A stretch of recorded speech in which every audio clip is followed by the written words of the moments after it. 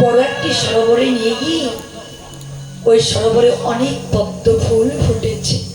বলছে, বন্ধু, এটাই আমার বাড়ি, তুমি যে কোনো পদ্ম ফুলে বসে তুমি মধু পান করো। বন্ধু, ভ্রমণের কথা মতো গোবরে পোকা পদ্ম ফুলে বসে মধু পান করছে। যখন মধু পান করছি, ভ্রমর ডেকে বলছে, বন্ধু, বন্ধু, তুমি মধু খাচ্ছ তো? হ্যাঁ বন্ধু। কেমন লাগছে? ওই একরকম লাগছে। আচ্ছা বাবা, আপনার গৃহে যদি আমি যাই, আমাকে যদি খেতে দেন, আর যদি বলেন কেমন লাগছে, আমি যদি বলি একরকম লাগছে, মনটা খারাপ হবে না? তার মানে অতটা ভালো লাগছে না। বলছে, বন্ধু, তোমার মধু পান করতে কেমন লাগছে? তো একরকম লাগছে। একটু পর আবার ভ্রমর ডেকে বলছে, বন্ধু, বন্ধু, তুমি মধু পান করছো তো? হ্যাঁ বন্ধু। খেতে কেমন লাগছে? ওই একটু গোবর গোবর, একটু মধু মধু। কি বললি? একটু গোবর গোবর মধু মধু? হ্যাঁ বন্ধু। আচ্ছা বন্ধু, এবার তুমি আমায় বলো তো, তুমি যখন মধু পান করতে এসেছিলে, তখন কি তোমার মুখটি ধুয়ে এসেছিলে? না বন্ধু, আমি তো মুখ ধুয়ে আসি না। আমি তো মুখ ধুয়ে আসি নাই। আমার গাড়ির ভিতরে করি একটু গোবরও নিয়ে এসেছিলাম। কেন? তাই আসছো কেন? বন্ধু, আমি তো জানি না তোমার খাবারের কেমন স্বাদ। আমি যদি তোমার খাদ্যটা না খেতে পারি, তাই তো আমি বুদ্ধি করি গালের ভিতর করে করে গোবর নিয়ে এসেছিলাম। বন্ধু, যদি তুমি গালের মধ্যে করে গোবর নিয়ে আসো, তুমি তো মধুর স্বাদ কোনোদিন পাবে না। তুমি একটি কাজ করবে, আগামীকাল যখন আসবে, তোমার মুখটি ধুয়ে নিয়ে আসবে, ধুয়ে নিয়ে মধু পান করবে।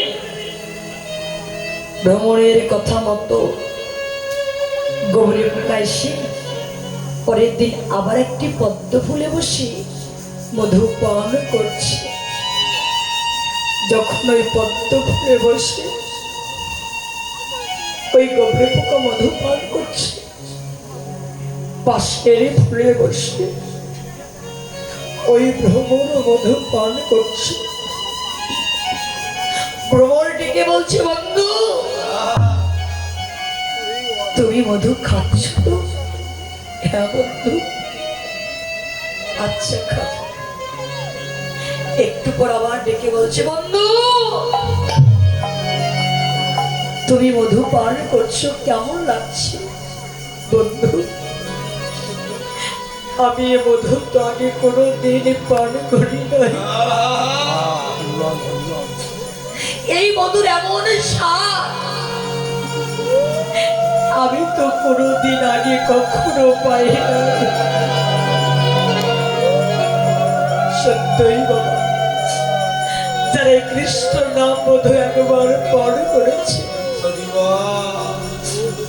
তারা কখনো কোনোদিন এই কৃষ্ণ নাম মধু ছাড়া থাকতে পারে না। এমন মধু তো আমি কোনোদিন পান করি না। আবার একটু মধু আস্বাদন করতে দাও। যে মাত্রই গোবরে পোকা মধু পান করছি, সন্ধ্যা নেমে আসছে।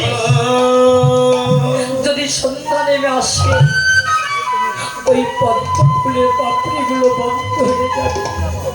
তাই ভ্রমরের নয়ন জলে কাঁদছে, বন্ধু, তুমি কোথায় বন্ধু? একবার বাইরে এসো। ওই গোবরে পোকা বলছে, বন্ধু, তুমি মনে করে আমায় বারবার দেখো না বন্ধু। আমি আর যেতে চাই না বন্ধু। আমি মধু ছাড়া আর যেতে চাই না।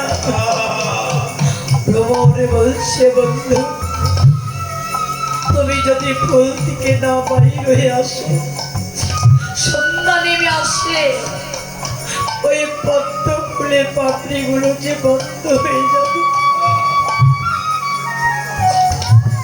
ওই পদ্ম ফুলের পাপড়ি যদি বন্ধ হয়ে আসে, তুমি যদি ফুলের মধ্যে বন্ধ করে যাবে বন্ধু, একেবারে বাইরে বলতে বলতে সন্ধ্যা নেমে এসেছে, পদ্ম ফুলের পাপড়ি গুলো বন্ধ হয়ে গেছে। ওই পদ্ম ফুলের পাপড়ির ভেতরে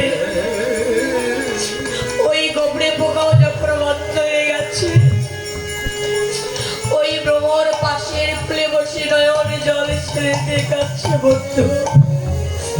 কখন প্রভাত হবে আর তুমি কখন ফুল থেকে বাইরে আসবে বন্ধু?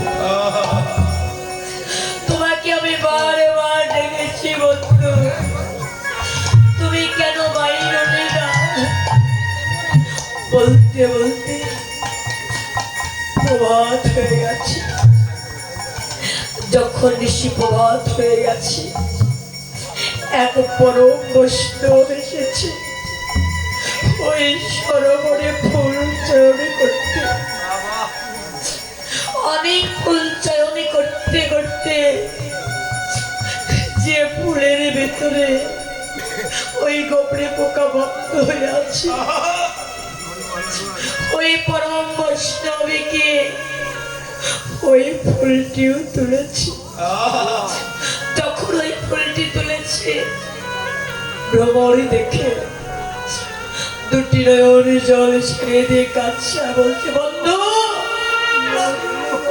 তুমি একদিন মধু পাড়ে করতে এসে তুমি পরম বৈষ্ণবের পরশ পেয়ে,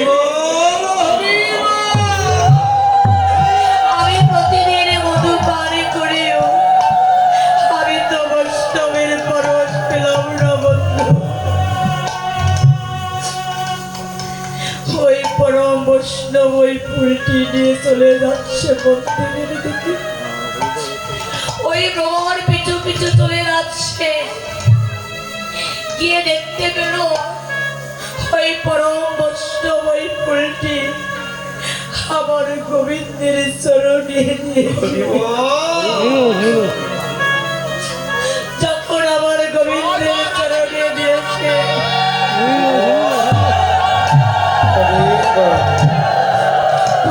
তোমার সঙ্গে সঙ্গে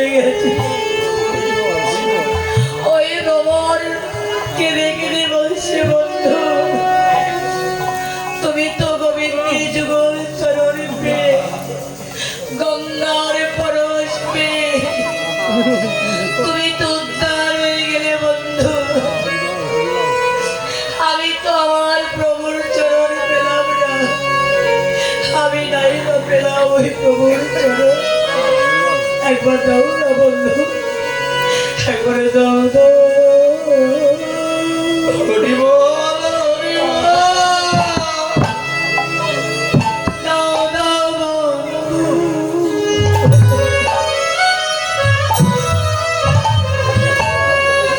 তোমার